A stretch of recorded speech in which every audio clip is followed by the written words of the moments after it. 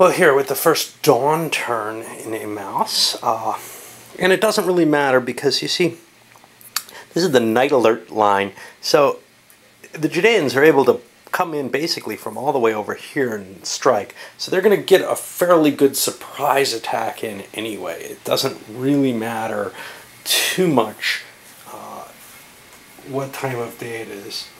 They're already considered to be in the right position in this battle. Anyway, we finished up. That damn thing just doesn't work anymore. We finished up the battle over here, and the Judeans pulled away when being threatened with a flank attack.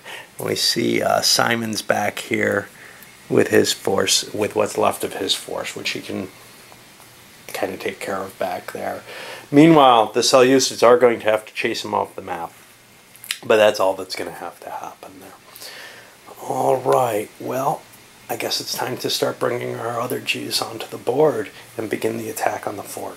Well, the battle's begun in earnest. Essentially, we have the Jews attacking and coming across the wall here and breaking through the gate in the north at the same time. It's pretty hard not to get enough initiatives to be able to do that and to be able to recover units as they cross the wall, etc. So, well, I'm not pushing as hard as I might, but, and that may be a disadvantage, but the Seleucids are in a bit of chaos here right now. Over here, well, I've got to remove some of these. They're going to have to push off the map as hard as they can. And then, well, then they can start recovering and trying to make an initiative roll to come back on the map and rejoin the battle. That's a long walk, though. And 2 turns after they leave, these guys can come back on and maybe harass them in the rear. We'll see. Anyway, I guess we're going. And the Seleucids did what they could. I mean, they launched an attack in the corner here and again against this gate here. Here it didn't work very well. They got a routed unit heading off. But here they were able to drive off some of those skirmishers. Hey, they can look at it as a moral victory. At least they hurt something. And we got Golgius or whatever chasing off this side. He gets to come back very soon. Let's see what the effect of that is. One of the big advantages of a superior leadership ability is being able to just keep pushing your troops.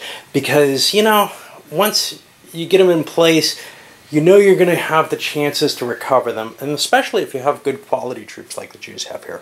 So they just really not just positioned themselves here, but ran over the wall, made the attacks, and cracked the Seleucids here. And a lot of those Seleucid units, especially like Cav and stuff, had a high movement allowance, so they routed their way off the map.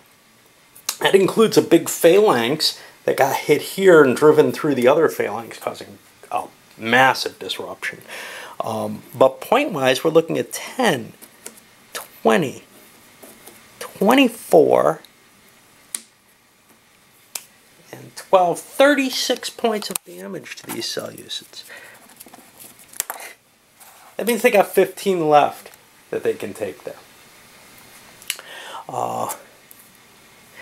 The Jews, on the other hand, lost a skirmisher. So that's 2 for them, and they're at 11. And, you know, this is just an absolute blowout. It really is. Next turn, well, the Seleucids can try to act, but if they get a momentum, if they get more than one action, I'm sure they'll get trumped in on. It's just too easy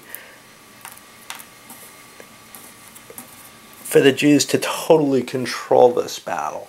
And, you know, I mean, yes, this is an ambush essentially on the camp, and they're in terrible shape. And maybe most of these battles are just this way, and that's why those ratings are so high on the Jewish units.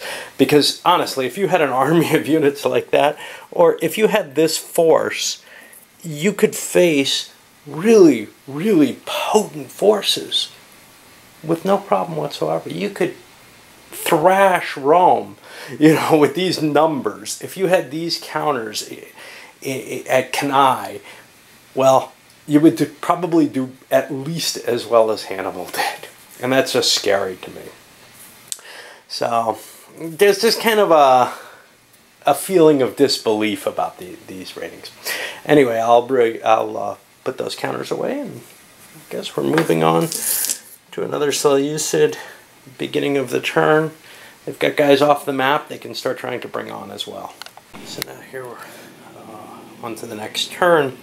The Seleucids open things up, attacking with their phalanx and also a light cav attack, making what really is a lot of decent headway on that side. But here's the problem. They even got a momentum. Jonathan trumped in. His ratings and the ratings of almost all the Jewish leaders are good enough that they can do that. However, he didn't get much out of it.